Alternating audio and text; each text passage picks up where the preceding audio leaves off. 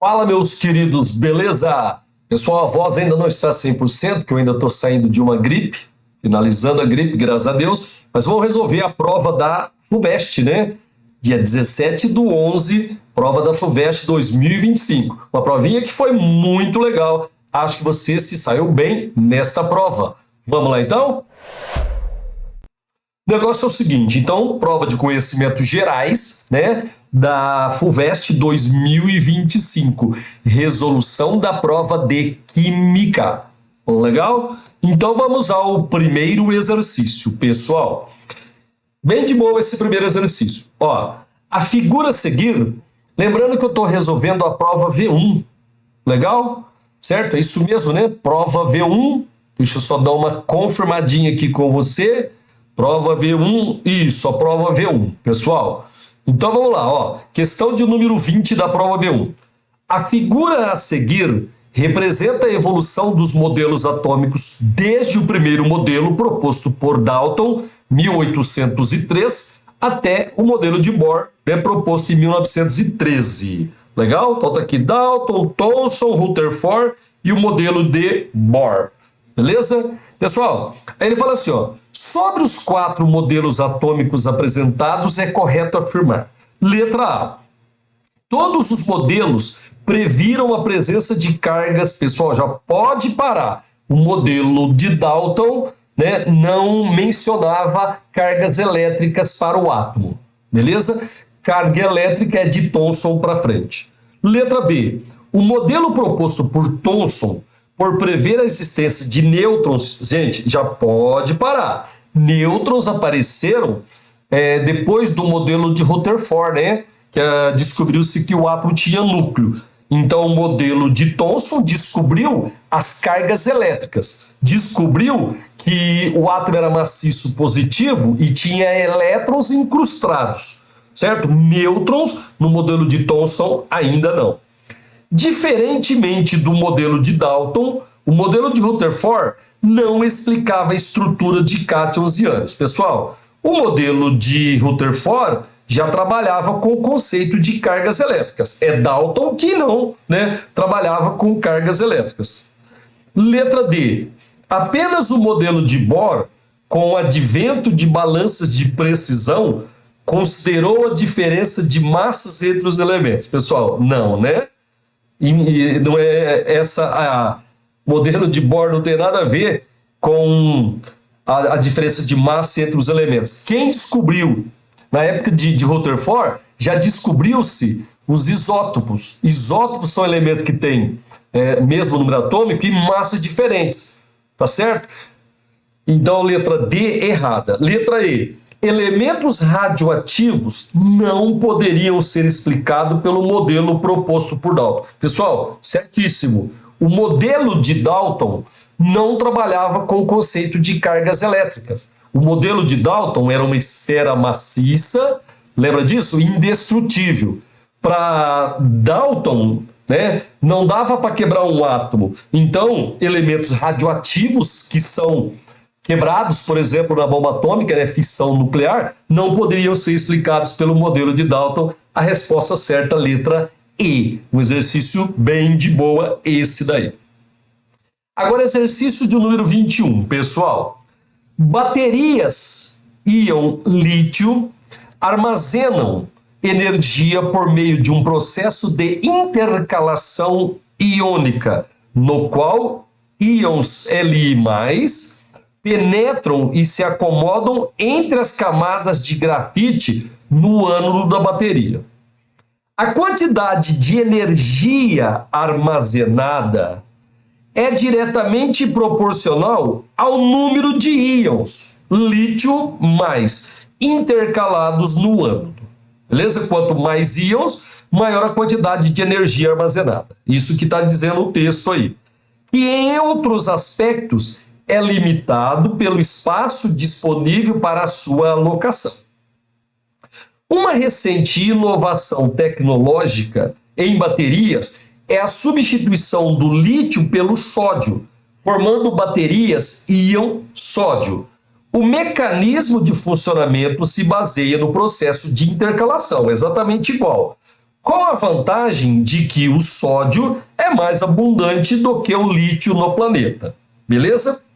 Considerando que a única diferença entre as baterias de mesma massa e volume, pegar duas baterias de mesma massa, mesmo volume, sejam o íon utilizado, uma delas Na+, a outra Li+, e que a densidade de energia é a quantidade de energia armazenada na bateria por unidade de massa e volume.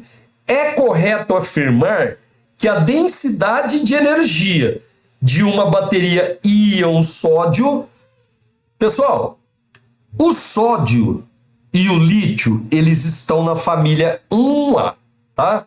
Família 1A, primeiro elemento é o hidrogênio, beleza? Depois a gente tem o lítio, depois a gente tem o sódio, beleza?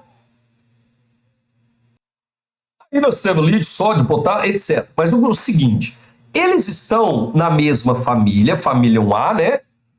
Tirando o hidrogênio aqui, família dos metais alcalinos, e a gente sabe o seguinte, ó, quando a gente desce na família, pessoal, aumenta o número de camadas, então o raio do átomo aumenta, consequentemente o raio iônico também vai aumentar. Então o lítio, ele é um átomo pequeno e o sódio, ele é um átomo maior. Comparando os dois, o sódio tem um raio maior do que o lítio, beleza? Então vamos, né, ver o que temos de resposta aqui. Aí ele fala assim, ó, a densidade de energia de uma bateria íon sódio. Galera, o negócio é o seguinte, ó, o sódio, ele tem um raio maior do que o lítio.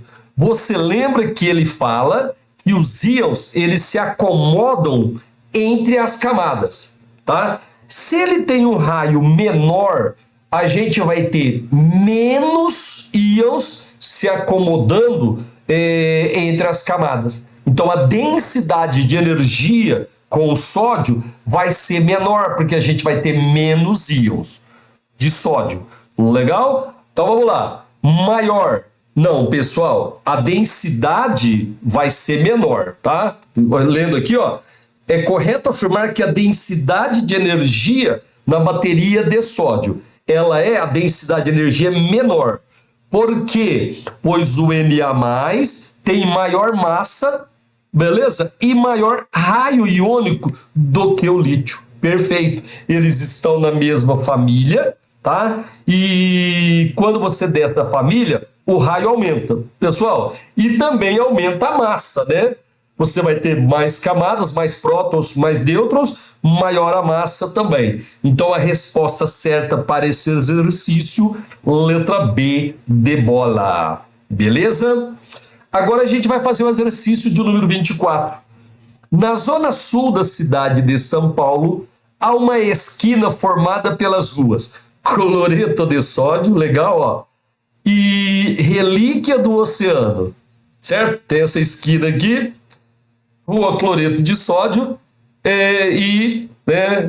Relíquia do Oceano. Aí ele fala assim, ó, a coincidência do encontro dessas ruas chama a atenção, pois o cloreto de sódio, pessoal, famoso sal de cozinha, praticamente não está presente no oceano. Pois é, não, né? Sal de cozinha, ele é extraído principalmente do oceano. Letra B, é insolúvel em água. Já pode parar. O sal de cozinha é um sal que tem metal da família 1A. Todo sal com metal da família 1A, né, e amônio é muito solúvel em água. Letra B está errado. Letra C, é utilizado no Brasil, né, quase que exclusivamente proveniente do oceano. Gente, perfeito. O sal de cozinha no Brasil, ele é extraído preferencialmente, né, principalmente do oceano. A resposta certa, letra C, para esse exercício. Gente, na letra D, obtido do oceano, apresenta ligação covalente. Errado, né? Metal com a metal, ligação iônica. Letra E, retirado do oceano, tem mais átomos de cloro ligado ao sódio do que o oriundo de outras fontes. Gente, qualquer sal de cozinha que você obtiver, tá? Pode ser tirado do oceano através de uma reação química, você vai ter um Na reagindo com um Cl, proporção de 1 para 1. Então, a resposta certa, letra C, para o exercício de número 24.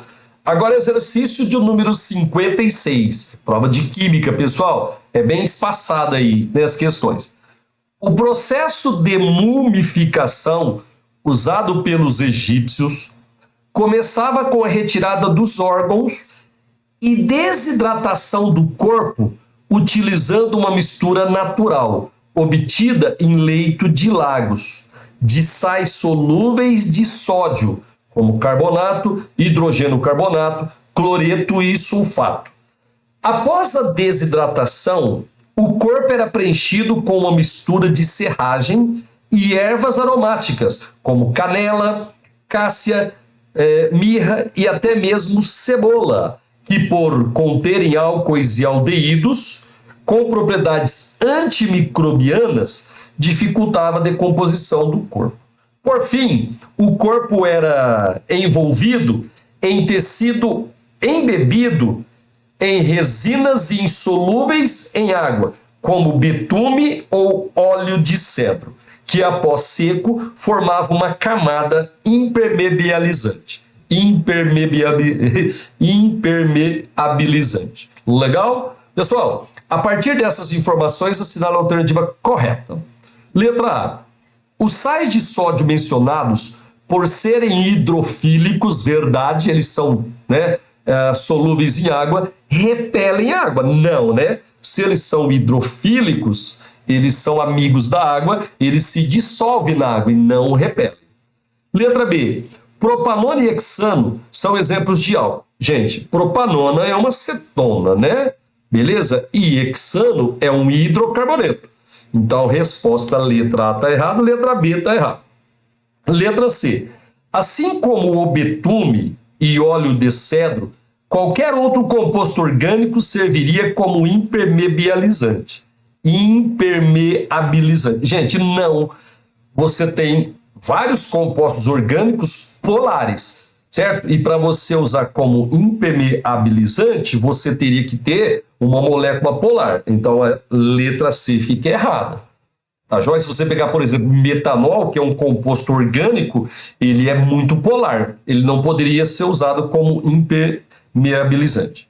Letra D. Todo sal iônico poderia ser utilizado em substituição aos sais de sódio mencionados. Também não, pessoal, porque nem todo sal iônico é solúvel em água.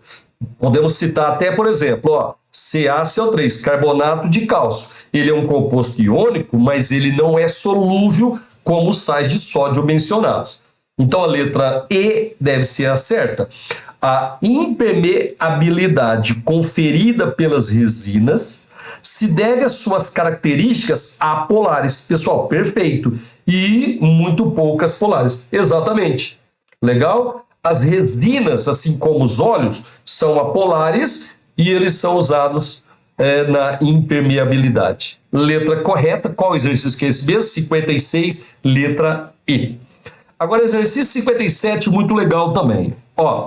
Em países frios, é comum o uso de pequenos aquecedores de mãos, normalmente descartáveis, que podem ser colocados dentro de luvas.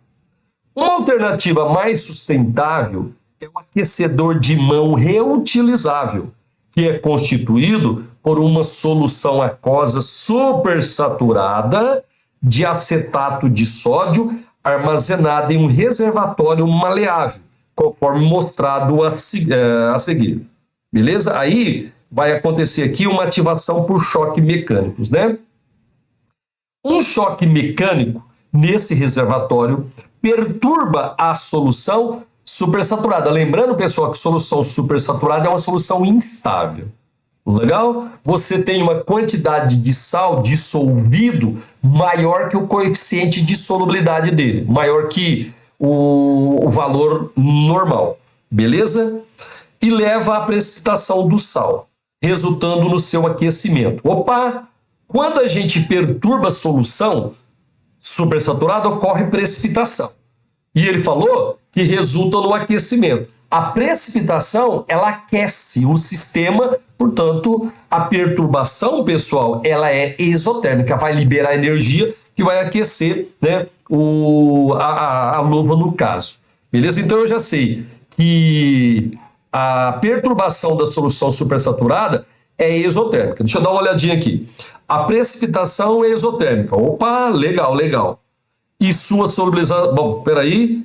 A diminuição da temperatura aumenta a solubilidade do acetato. A solubilização regenera... Pessoal, vai ter que continuar a leitura, porque eu pensei que dava para excluir algum item já. Tá? Vamos lá continuar. Então, ó, um choque mecânico nesse reservatório perturba a solução supersaturada e leva à precipitação do sal, resultando no seu aquecimento. Então eu já sei que a precipitação é exotérmica, aqueceu, liberou energia. Agora presta atenção. Após o uso, o aquecedor pode ser regenerado por imersão em água quente, que dissolve o sal. Então você viu? Houve a precipitação e aqueceu. Quando eu colocar em água quente, vai voltar a dissolver o sal, deixando pronta de novo para ser utilizada. Ou seja, quando aumenta a temperatura, volta a ser supersaturado. Tá? O que a gente conclui? Que quando aqueceu, dissolveu mais que o normal. Tá? Quando a gente aquece e aumenta a solubilidade, significa que a gente tem uma solubilização endotérmica. Gente, então vamos lá. Em relação à operação desse aquecedor, é correto afirmar. Letra A.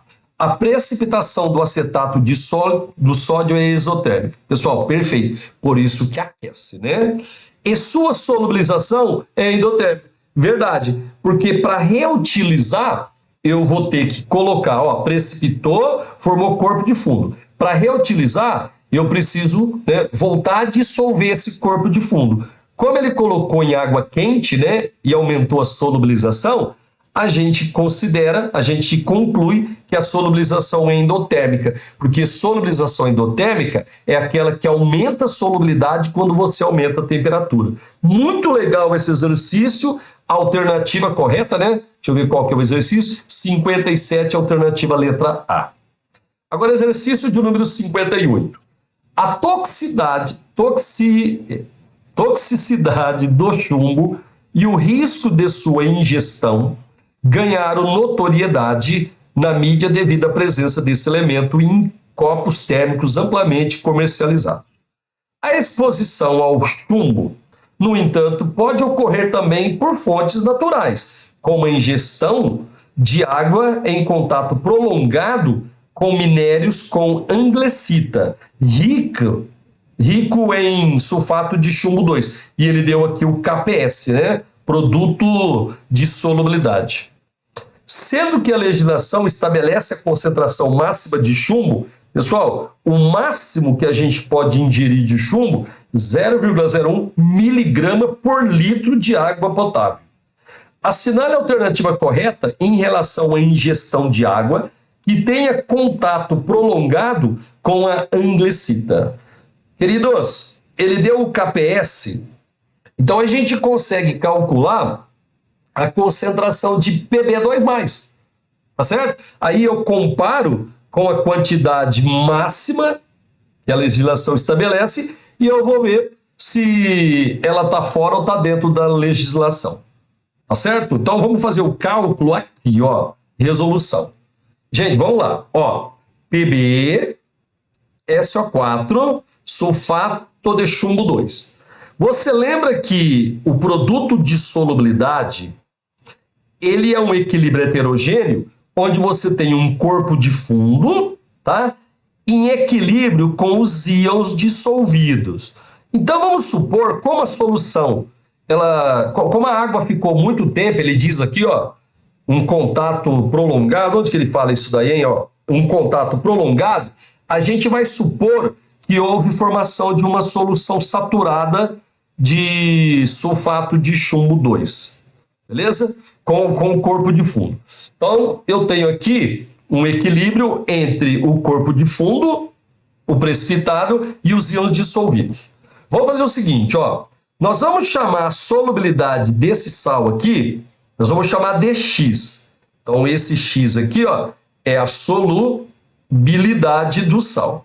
É assim que você resolve exercício, pessoal, envolvendo o KPS. Só um detalhezinho, essa solubilidade, cuidado, ela tem que estar em mol por litro. Aqui, ele deu, ó, a concentração máxima, ele deu miligrama por litro. Só que quando a gente trabalha KPS, a gente usa mol por litro. Então vai ter que fazer uma transformação de unidades aí depois. Seguinte, se a solubilidade do sal for X, como a proporção entre o sal, o cátion e o ânion é de 1 para 1 para 1, aqui vai ser X, aqui também vai ser X. Vamos agora escrever a expressão do KPS. Pessoal, todo mundo lembra.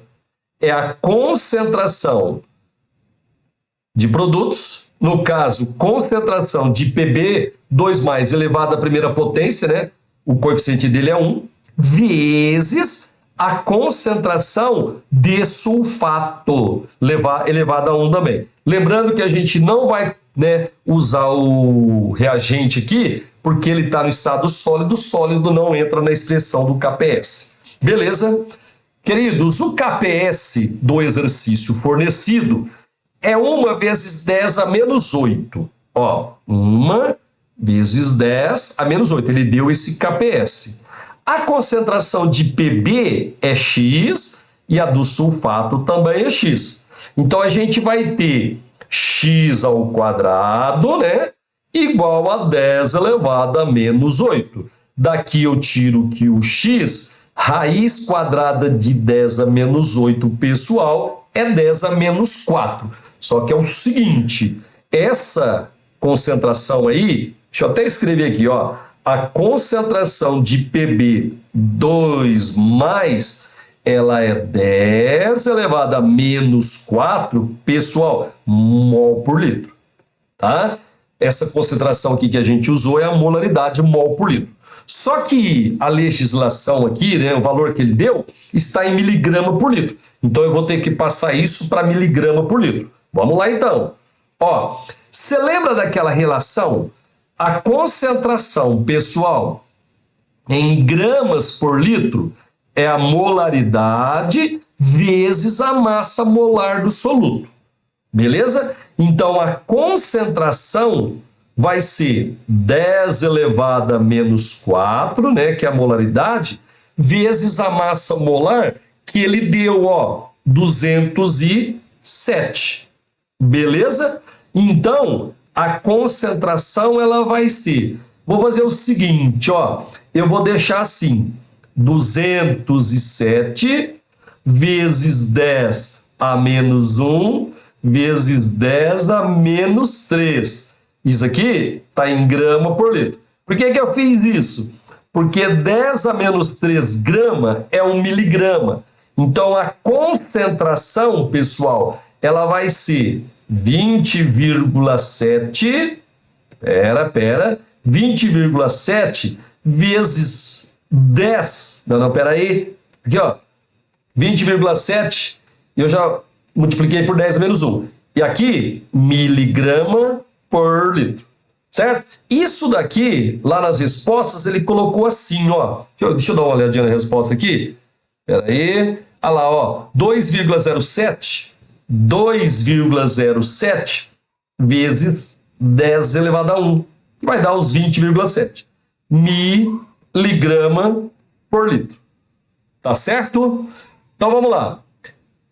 Só para lembrar, 2,07 vezes 10 a 1, 20,7, pessoal, é muito maior do que o que a legislação permite, que vai dar 0,01, tá bom? Então, essa água aí, ela não é segura, tá? Pois a concentração de Pb, sabe que seria falar Pb2+, mas não tem problema falar só Pb, não. Na água será de 2,07 vezes 10 a 1 miligrama, maior que o valor permitido. Perfeito. Aqui, ó, os cálculos estão todos bonitinho aqui. Tá certo? Essa daqui é a concentração de Pb2+, muito maior do que a legislação permite. Pessoal, agora exercício número 63. A utilização de matrizes energéticas limpas, tais como aquelas que não aumentam a concentração de CO2 na atmosfera, é essencial para evitar a escalada das alterações climáticas causadas pela emissão de gases de efeito estufa. Considere a proposta apresentada na figura a seguir para a produção de uma matriz energética limpa, pessoal. Ó, aqui nós temos o CO2 sendo liberado pela indústria, tá vendo? Esse CO2 ele vai ser capturado por hidróxido de sódio e vai ser convertido em carbonato de sódio mais água. Beleza? Aí, o que acontece? Esse carbonato de sódio aqui, ele vai reagir com H2, beleza? E vai ser transformado em metano, em CH4. E aqui tem a reação, ó. O carbonato de sódio está aqui, vai reagir com o hidrogênio, está aqui o balanceamento bonitinho, vai produzir CH4, vai produzir 2NaOH mais H2O, beleza? Essa daí é a proposta. Aí capturar o CO2 atmosférico usando o NaOH para formar o carbonato de sódio. A gente já viu isso daí. Olha lá, o CO2 será capturado por hidróxido de sódio e vai formar carbonato de sódio mais água. Beleza? 2. Tratar essa solução na presença de um catalisador com H2. Então ele vai pegar a solução, vai reagir com H2 na presença de um catalisador. E ele está falando que esse H2 é oriundo de fontes renováveis para gerar metano, um gás combustível. Aí, com base nessas informações e em seus conhecimentos, assinala a alternativa correta. Letra A. O catalisador participa da reação de produção de metano e se decompõe. Pessoal, um catalisador, ele pode até participar de uma das etapas do processo, mas no final ele é regenerado. Catalisador, ele nunca é decomposto numa reação química. Letra B. A combustão do CH4 não emite CO2. Pessoal, errado, né? A combustão do CH4, se ela for completa, ela produz CO2 mais água. Beleza? Letra C. A proposta não representa uma matriz energética limpa, pois a combustão completa de 1 mol de CH4 emite mais CO2 do que o que é utilizado para a sua síntese. Pessoal, deixa eu ver se dá para a gente, né, só olhando as equações aqui, dá para a gente ver a proporção entre o CH4 e o CO2. Deixa eu dar só uma limpadinha aqui para ficar mais fácil para você enxergar. Ó, para ir mais rápido, sem precisar fazer as equações. No caso, se você quisesse fazer equação, não teria problema também. O negócio é o seguinte, ó.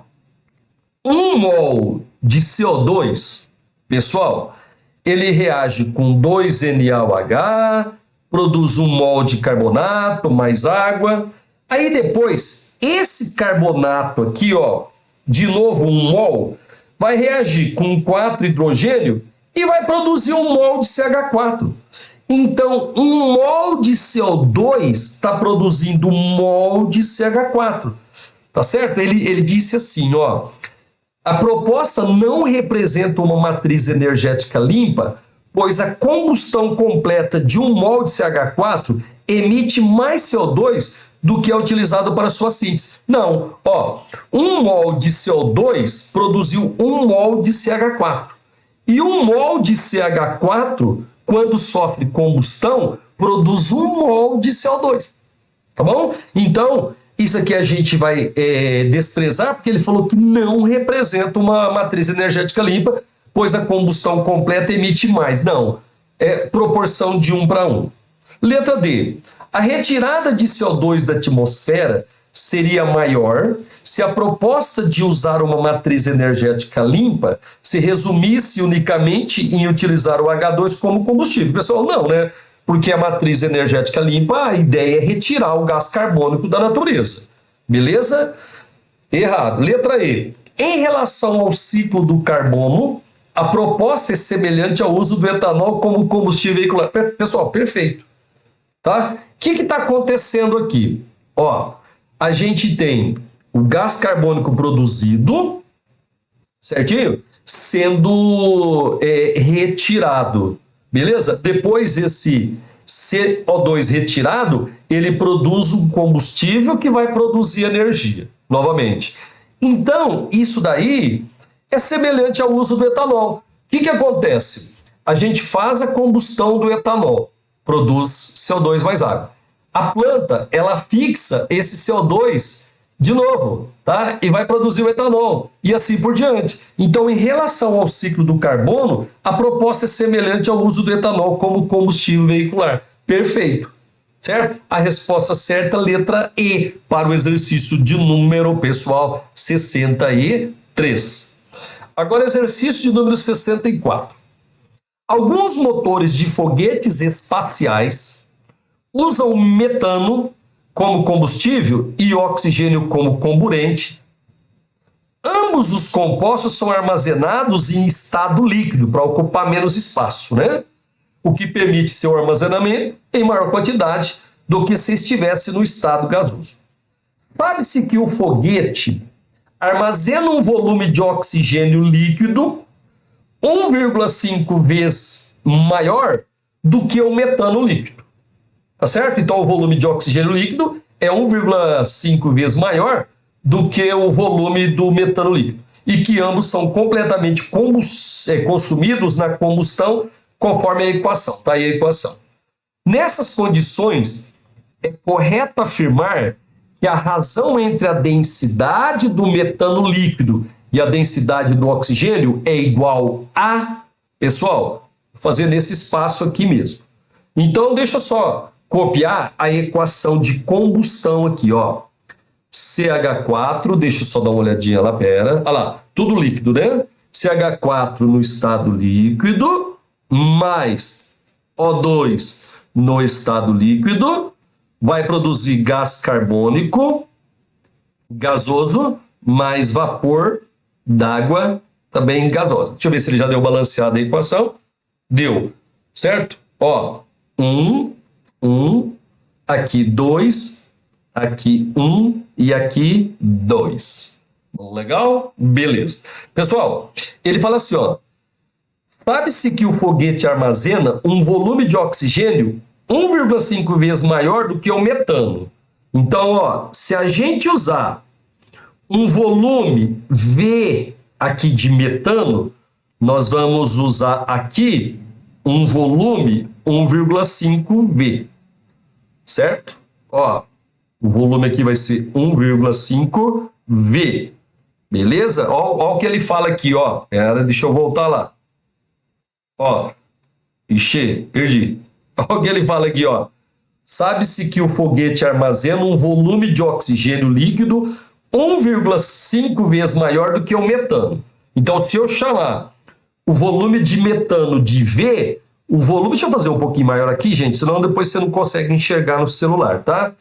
Então, ó, se você usar o volume V de metano, vai ser 1,5 V de oxigênio. Legal? Ele quer que a gente relacione a densidade do metano e a densidade do oxigênio. Então vamos lá, pessoal. Densidade, a gente sabe que é a relação entre a massa e o volume, certo? A densidade do metano vai ser, preciso de você agora. Ó, seguinte, cada mol de metano consome 2 mols de O2. Gente, para calcular a densidade, eu preciso massa-volume. O volume eu já tenho a relação, ó, V, 1,5V. Agora eu preciso, na proporção, que eles reagem, né, em massa. Legal? 1 mol de CH4, gente, eu vou fazer de cabeça, tá? Ó, 1 mol. Carbono é 12, o H é 1 vezes 4, 4. A massa do metano é 16. E o volume dele a gente chamou de V. Certinho? Agora eu vou fazer a mesma coisa para o oxigênio. Legal? Cuidado! Ó, 1 mol de metano reage com 2 mols de oxigênio. O O é 16. O O2 vai ser 32. Só que são 2 mols. Então a massa de CO2 é 64. 2 mols, 2 vezes 32, 64. E o volume, 1,5 V. Legal? Eu vou relacionar, ó, vou fazer a relação da densidade do CH4, densidade do oxigênio.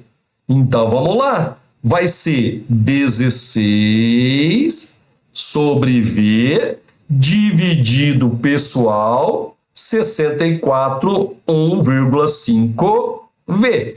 Quando a gente divide frações, é a mesma coisa que multiplicar invertendo o denominador. Beleza? Aí, ó, inverte o denominador. O que você pode fazer?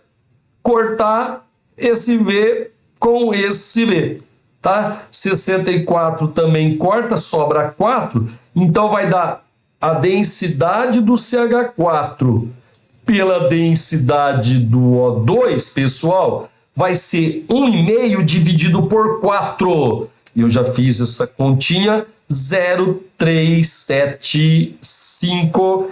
Eis a relação que ele quer. Alternativa letra B para o exercício de número, deixa eu ver que eu esqueci, 64. Bom, legal? Agora exercício de número 65, pessoal. Da moenda para a célula a combustível. Caldo de cana é usado para produzir energia elétrica. Presta atenção, porque isso aqui não é química, tá? Interpretação de texto. Ó, pesquisadores do Instituto de Pesquisas Energéticas e Nucleares, IPEN, órgão associado à USP, testaram o uso de caldo de cana para gerar energia elétrica em células a combustível. Presta atenção, pessoal. O processo dispensa a transformação do caldo in natura em etanol, feita nas usinas de álcool, impedindo a formação de resíduos nocivos ao meio ambiente. Após o êxito dos experimentos em laboratório, os cientistas vão desenvolver a aplicação da técnica em escala industrial. Aí tem aí, né, um texto explicando um pouquinho mais sobre essa célula a combustível. A célula a combustível tem o mesmo princípio de funcionamento de uma pilha, gerador. A diferença é que o combustível serve como reagente para ser consumido e gerar eletricidade, explica o pesquisador do IPEM, Almir Oliveira Neto, que coordenou a pesquisa. No dispositivo que foi desenvolvido na pesquisa, a oxidação do caldo de cana acontece no ânodo. Pessoal, lembra do CRAU? Cátodo redução, ânodo oxidação, certo? E a redução no cátodo, só que não vai precisar disso para resolver o exercício. O objetivo do experimento era obter energia da biomassa com o mínimo impacto ambiental possível. Para isso, utilizou-se o caldo de cana em uma célula de combustível para gerar energia elétrica, diz o pesquisador. O uso de caldo de cana direto evita a formação de vinhaça, um resíduo ambientalmente perigoso decorrente da produção de etanol, contribuindo assim para a preservação do meio ambiente. Gente, é um exercício de interpretação de texto. De acordo com o texto, a pesquisa com caldo de cana apresentou resultados promissores em relação à sustentabilidade ambiental, porque, letra A, o caldo in natura é obtido com facilidade, demandando somente a utilização das moendas, o que barateia os custos do processo. Pessoal, eles não falaram isso daí. Você só usa a moenda, pronto, já chegou, né, no que você queria. Não tem nada a ver. Letra B. A energia elétrica proveniente da célula combustível é considerada limpa, já que esse dispositivo dispensa o uso de pilhas, cujo descarte constituiu um problema. Gente, o problema ambiental aqui não tem nada a ver com o descarte de pilhas, tá? Letra C. A vinhaça, resíduo danoso ao meio ambiente, deixa de ser produzida ao se evitar a transformação do caldo de cana em etanol. Gente, essa frase está lá no texto, ok? Ó, ele fala aqui, ó, o processo dispensa a transformação do caldo in natura em etanol, beleza? E depois ele fala que o uso direto do caldo evita a formação de vinhaça, tá? Então a vinhaça, resíduo danoso ao meio ambiente, deixa de ser produzida ao se evitar a transformação do caldo de cana em etanol. Gente, tá no texto isso daí, beleza? 65, letra C. Agora exercício 72. Ó, ele diz assim, pessoal, a reação do antibiótico sulfanilamida com halogênios leva à reação de substituição com o halogênio em duas posições distintas do anel. Tá? Aqui, ó. A gente substituiu aqui, beleza? Como representado na equação não balanceada. Gente, vamos balancear a equação? Ó, 1 mol do composto aromático aqui, da sulfonilamida, vai reagir. Deixa eu balancear. Ó, como a gente fez duas substituições, gente, lembrando que a substituição sai o H do anel. Você lembra que tem um H, né? Aqui tem um H, beleza? Sai o H do anel e entra o bromo. Então nós retiramos aqui, nós substituímos 2 Hs. Então nós produzimos aqui, o subproduto é o HBr, beleza? Portanto, a gente usou 2 HBr, porque saíram 2 Hs. Nós usamos aqui, ó, 4 bromos. Então aqui o balanceamento é 2, ó. Você usou 4Br, né? 2Br2, 4 bromos, um veio para cá, o outro veio para cá, e 2 se ligaram com os hidrogênios que saiu. Então esse subproduto aqui é o HBr, legal? E o balanceamento agora é isso daí. A proporção aqui é de 1 para 2 para 1 para 2. Beleza? Aí ele fala assim, ó, em um experimento, 1 litro de solução de sulfanilamida de pH 5 reagiu com bromo em excesso, pessoal, obtendo-se pH igual a 4 após a reação total. Olha só que interessante. Ó, por que o pH diminuiu, pessoal? Ó, o pH era 5, tá? O pH passou para 4, o pH diminuiu. O que explica esse pH diminuir? Galera, estamos produzindo a HBr, tá certo? A reação de substituição, ela produziu um ácido. Esse ácido ele vai deixar o meio com pH menor, pH ácido. Legal? Aí ele quer saber, ó, considerando que o volume se manteve inalterado após a adição do halogênio, quantos mols de sulfanilamida reagiram com o bromo? Bom, moçada, é o seguinte, ó, como a gente sabe a variação de pH, dá para calcular quanto de HBr foi produzido. Se eu conseguir calcular quanto de HBr for produzido, dá para eu calcular quanto de bromo foi, que reagiu. E se eu conseguir calcular isso, dá para calcular quantos mols do composto orgânico reagiu. Você entendeu? Tá? Então vamos lá. O negócio é o seguinte, ó, o pH ele era 5 e ele passou para um pH igual a 4, pessoal. Agora é o seguinte, ó, a concentração de H+, que a gente tinha antes de promover a reação, era 10 elevado a menos 5. Você lembra, né? A concentração de H+, deixa eu colocar num cantinho aqui, ó. A concentração de H+ em uma solução é 10 elevado a menos o pH. pH 5, a concentração de H+ era 10 a menos 5. Aí o pH foi para 4. Então, a nova concentração de H+, vou chamar de concentração de H+, ela vai ser 10 elevado a menos 4. Pessoal, essa concentração aí, mol por litro, tá? Como o volume é 1 litro, aí você tem uma variação de 1 mol. Beleza? Então, vamos lá. Ó, a variação da concentração de H+.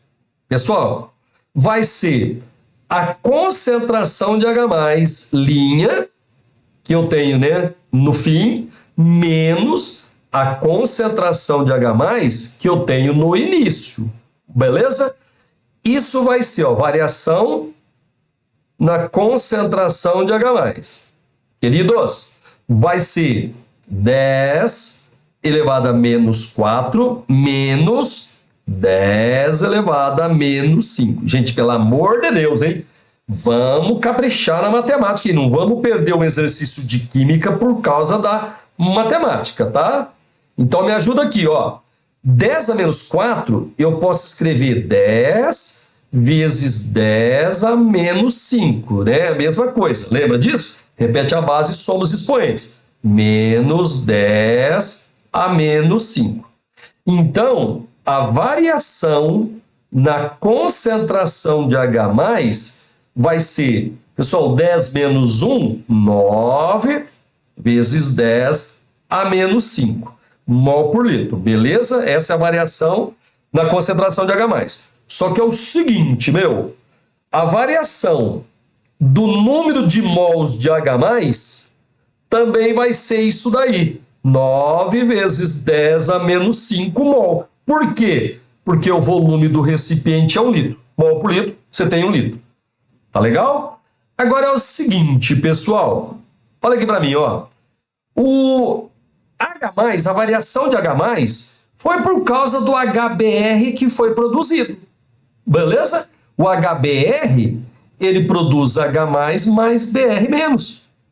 Legal? 1 mol de HBr vai dar 1 mol de H+, 1 mol de Br menos. Então, ó, essa variação aqui de 9 vezes 10 a menos 5 mol, pessoal, de H+, foi porque foram formados 9 vezes 10 a menos 5 mol de HBr. A proporção aqui, ó, é de 1 para 1. Então, se for, né, se produziu 9 vezes 10 a menos 5 mol de H+, porque foram produzidos 9 vezes 10 a menos 5 mol de HBr. Beleza? Vamos voltar lá na reação original? Então, ó, deixa eu só dar uma limpadinha aqui. Espera aí. Ó, aqui a gente já viu que o balançamento, né, são 2 mols, né? Porque saíram 2 hidrogênios.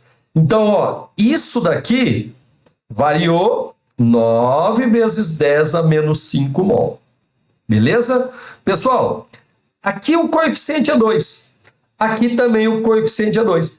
Então, se a gente produziu, né, 9 vezes 10 a menos 5 mol de HBr, é porque foram consumidos também 9 vezes 10 a menos 5 mol de Br2. Beleza? Só que ele quer saber o seguinte, ó. Considerando que o volume se manteve inalterado após a adição do halogênio, quantos mols de sulfanilamida reagiram com bromo? Queridos, vamos voltar lá. Ó, o composto orgânico, né, a sulfanilamida, reage com o bromo na proporção de 1 para 2. Beleza? Se aqui, pessoal, consumiu 9 vezes 10 a menos 5, lá vai ser a metade. De boa? Vamos fazer uma regrinha de 3? Ó, 1 mol do antibiótico, pessoal, reage com 2 mols de BR2. Beleza? Quanto reagiu do BR? 9 vezes 10 a menos 5. Beleza? Mol. Então aqui vai dar um número de mols que eu vou chamar de N. Queridos, a proporção é de 1 para 2, então vai ser 4,5 vezes 10 a menos 5 mol, metade, né? Essa daqui é a resposta, exercício de número 70 e... Qual que é isso aqui? Deixa eu ver qual que é o número. 72. 72, alternativa correta, letra A. Letra A. Que exercício legalzinho isso aqui, viu? Tá aí a resolução para você, tá? Pessoal, agora a questão de número 73. Ó, um artigo publicado em 2018 na Revista Brasileira de Ensino de Física reporta um curioso estudo sobre a pressão interna de foguetes de garrafa PET, propulsionados a partir da reação química entre ácido acético e bicarbonato de sódio. Meu querido amigo Marcelo fazia essas experiências com os alunos dele lá em São Paulo. Aí ele fala assim, ó, uma mistura de vinagre que contém ácido acético com bicarbonato de sódio produz gás carbônico por meio da reação química. Tá aqui, ó, o ácido acético com bicarbonato, carbonato de sódio mais o CO2, mais água. Aí ele fala assim, ó, a reação ocorre no interior de uma garrafa PET de 2 litros. Pessoal, 2 litros de volume útil, da qual foi retirado todo o ar. Então ele pegou uma garrafa de 2 litros, tirou todo o ar. Insere na garrafa um volume inicial de vinagre. Tá aqui, pessoal. Líquido e bicarbonato de sódio, sendo a garrafa posteriormente selada com uma tampa acoplada a um manômetro. A reação produzirá gás carbônico que ocupará o volume, aqui, ó, tá aqui, chamando de volume de CO2, e exercerá uma pressão de CO2 sobre a tampa da garrafa medido pelo manômetro, como mostra a figura. Aí ele fala assim, ó, suponha que a reação produza 2 mol de CO2 para cada 3 litros de vinagre. Opa, já deu uma dica aí. Ó, 3 litros de vinagre, gente, ele está falando isso daí. 3 litros de vinagre produzam 2 mols de CO2. 2 mols de CO2. Está falando isso no texto. Aí ele fala assim, ó, nas condições do experimento em que o volume de líquido é 1/3 de litro. Então, ó, 3 litros, ele disse que produz 2 mols de CO2. Só que ele usou no experimento 1/3 de litro, pessoal. Tá aí. Legal? Então, o número de mols de CO2 produzido eu vou chamar de N. Esse N aqui vai ser, pessoal, 1/3 vezes 2 dividido por 3. Isso daqui, galerinha, dá 2 nonos, né? Certo? 2 nonos de mol de CO2. Então, no nosso experimento, o número de mol de CO2 produzido, 2 nonos. Aí ele fala assim, ó, a 300 Kelvin. Ele quer saber a pressão do CO2 medida pelo manômetro. Legal? E ele disse para usar o R, que é a constante R, né, dos gases, 0,08. Beleza, pessoal? Agora só um detalhezinho. Ó, eu preciso saber, eu quero a pressão, né? Então eu preciso saber o volume ocupado pelo gás carbônico. Se você tá lembrando, a garrafa tinha 2 litros, certo, pessoal? E 1/3 de litro é líquido, pessoal. 1/3 de líquido é vinagre. Vinagre. Legal? Então, esse daqui vai ser o volume ocupado pelo CO2. Vamos calcular? Ó, o volume ocupado pelo gás carbônico é o total, 2 litros, menos 1/3 ocupado pelo vinagre. Beleza? Isso daqui dá 5 sextos de litro, né? É isso mesmo? Isso mesmo, 5 sextos de litros. Bom, então agora ficou legal, hein? Por quê? Porque eu já tenho tudo que eu preciso para resolver. Equação de Clapeyron, PV igual a nRT. Pessoal, a pressão é a pressão do CO2 que ele está querendo. O volume 5 sextos. Não, pô, já estão fazendo conta errada aqui, ó.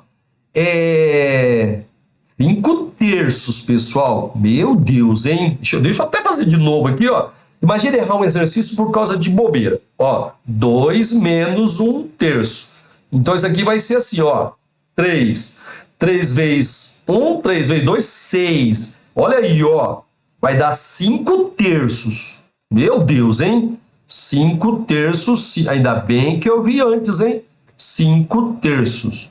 Legal? 5 terços. Isso vai ser igual. Quantos mols eu tenho de CO2? 2 nonos.